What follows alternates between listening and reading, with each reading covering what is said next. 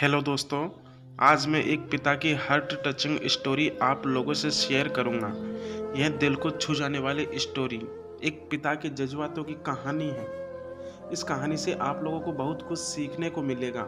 इस कहानी को लिखने का मेरा मतलब एक ही था कि मैं पिता की भावनाओं को आप लोगों के साथ बहुत ही सुंदर स्टोरी में प्रोकर आप लोगों से शेयर करूं।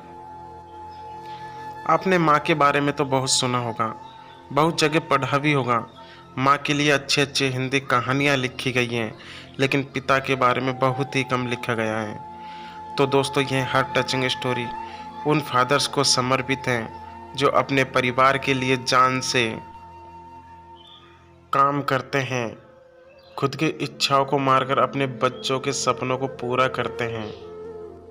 यह स्टोरी शुरू होती है जब मैं घर से गुस्से में बड़बड़ाते हुए निकल आया और बस स्टैंड की तरफ आगे बढ़ने लगा। मैं मन ही मन बड़बड़ा रहा था, पता नहीं कितने पैसे छुपा के रखे हैं, लेकिन मेरे लिए एक बाइक नहीं ले सकते। अब मैं यहाँ से चला जाऊँगा और तब तक वापस नहीं आऊँगा जब तक मैं खुद के पैसों से इतना बाइक सोच नहीं रहा खरीद था कि लेता। तभी मेरे पैर में मुझे कुछ चुभने का एहसास हुआ। नीचे देखा तो समझ आया कि जल्दबाजी में पापा के जूते पहन आया हूँ। उन जूतों में कील उभरी हुई थी जो मेरे पैर में बार बार घाव किए जा रही थी। लेकिन उस समय गुस्सा अधिक था तो मैं बड़बड़ाते हुए आगे बढ़ गया। एक मुझे याद आया कि मैं पापा का पर्स भी साथ ले आया हूँ। मेरे खुरापाती दिमाग में एक ख्याल आया, क्यों ना आज पापा का पर्स चेक किया जाए, जिसे आज तक उन्होंने किसी को हाथ तक नहीं लगाने दिया था। पता नहीं कौन सा खजाना छुपा है इस पर्स में जो किसी को हाथ नहीं लगाने देते थे। जब मैंने पापा का वह पुराना पर्स खोलकर देखा तो उसमें पैसे तो नहीं मिले, लेकिन पैसों की जगह पर एक डायरी रखी हुई थी। तब मैंने सोचा, ओह, तो यहाँ खजाना छुपा रखा है।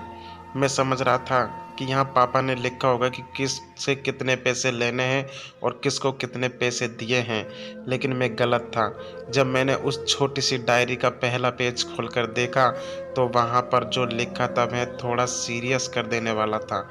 डायरी में जो लिखा था उसे पढ़ने के बाद मेरे चेहरे पर जो एक्सप्रेशन थे वह गायब हो चुके थे, क्योंकि डायरी में वैसा कुछ नहीं था जैसा मैं सोच रहा था। वहाँ पर उन पैसों का हिसाब लिखा हुआ था जो अलग अलग कामों के लिए अलग अलग लोगों से उधार लिए गए थे। उस लिस्ट में कंप्यूटर के नाम पर भी पैसे लिए गए थे। कुछ यूँ लिखा था 50,000 बेटे के कंप्यूटर के लिए। यह वही कंप्यूटर था जिसे मैं आज तक यूज कर रहा हूँ, लेकिन मुझे यह पता नहीं था उस कंप्यूटर को खरीदने के लिए पैसे कहाँ से आए थे, लेकिन आज पता चल रहा था।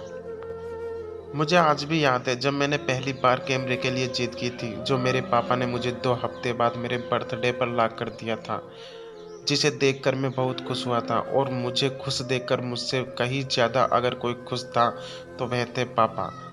अब मेरे चेहरे से गुस्सा एकदम गायब हो चुका था। जब मैंने आगे का पन्ना पलटा तो वहाँ पर कुछ इच्छाएं लिखी हुई थी। पहली जो विश थी उसे लिखा हुआ था, अच्छे जूते पहनना। यह बात मेरी कुछ समझ नहीं आई। तभी मेरा पाँव अचानक सड़क पर भरे हुए पानी पर जा पड़ा और तभी मेरे पाँव में कुछ गीलीपन होने का एहसास हुआ। जब मैंने जूता उतार कर देखा तो उसका तला टूटा हुआ था। यह देखकर मुझे डायरी में लिखी बात याद आ गई।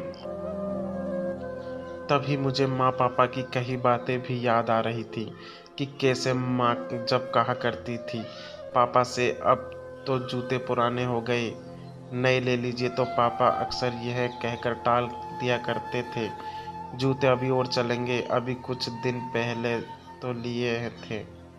मुझे आज समझ आ रहा था कि कितने दिन और चलेंगे। साथ ही साथ ये भी समझ आ रहा था कि पापा पर्स को क्यों छुपा कर रखते थे।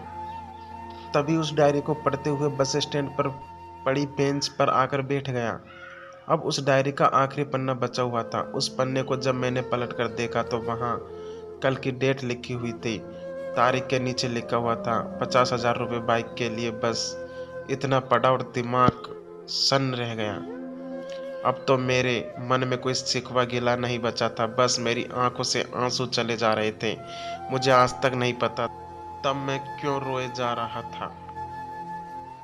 अब मैं जल्दी से घर की तरफ भागा, लेकिन जूतों की वह कील पाँव में अब तक घाव बनाने में कामयाब हो चुकी थी। मैंने जूतों को रास्ते में ही निकाल कर फेंक दिया और भागते लड़खड़ाते हुए घर जा पहुंचा, लेकिन पापा घर पर नहीं थे। मैं समझ गया कि वह कहाँ थे। मैं सीधा पास वाली बाइक एजेंसी की तरफ भागा।